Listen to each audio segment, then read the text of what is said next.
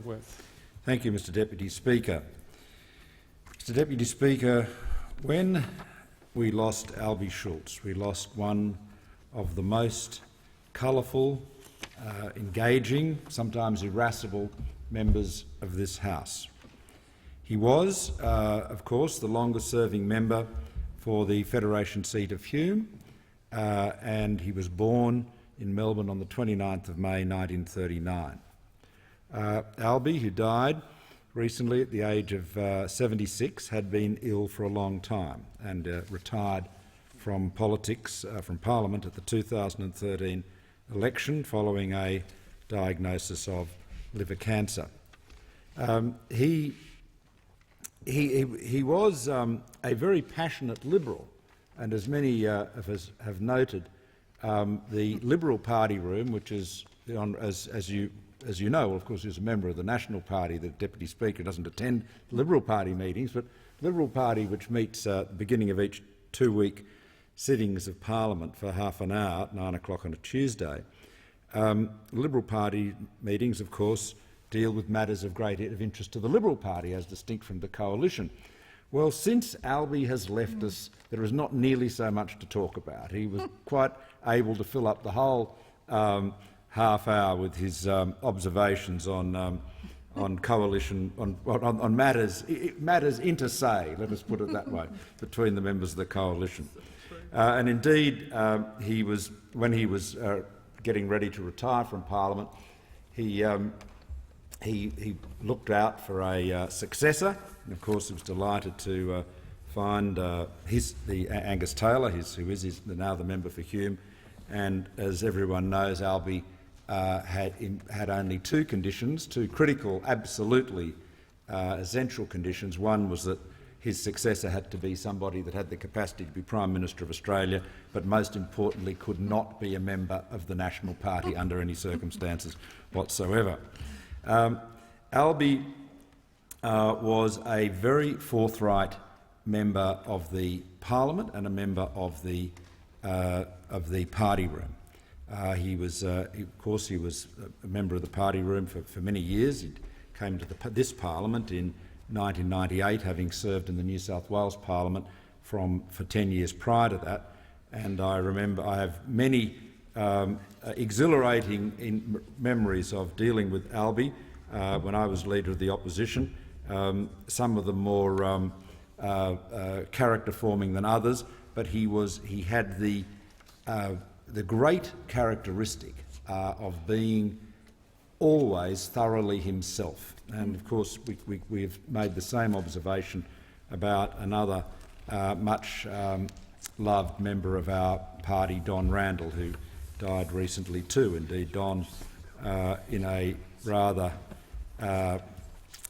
sombre coincidence, Don died on the day of Alby's funeral. Alby leaves his wife Gloria and his sons Grant and Dean. Grant gave a really powerful and moving eulogy for his father at Alby's funeral. It's a very being a man, I'll just speak about men, but it is always a very momentous time in a man's life when his father dies. No matter, it's obviously, we all hope that our fathers live until they are very old, and very old indeed. Some of us are fortunate enough for that to happen, others not. Alby lived lived well past 70 years and 10, but 76 is not a very old age, at least in the modern world.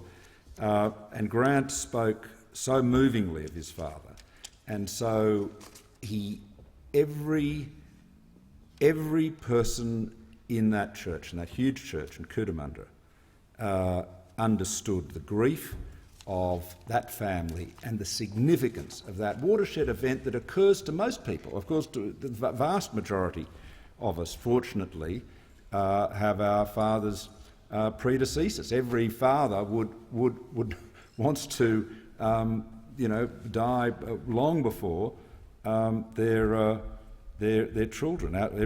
No one wants to outlive their children, but but nonetheless it was a very moving eulogy.